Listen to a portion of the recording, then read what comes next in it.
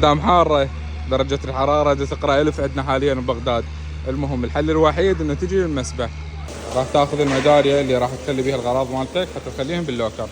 هنا انا كنت 3 قفازات، هاي القفازة الأولى المسافة قريبة كلش يعني، القفازات الاثنين راح يكونن يعني بنفس المستوى.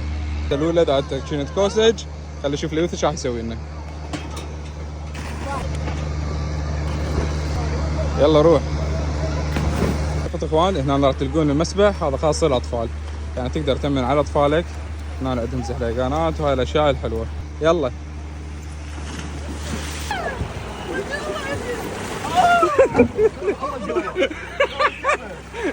شكو فتحت الفتحة. اوقف يا ولد لا تجي يا معود. شنو هاي؟ اعتقد الرادلات اصليه.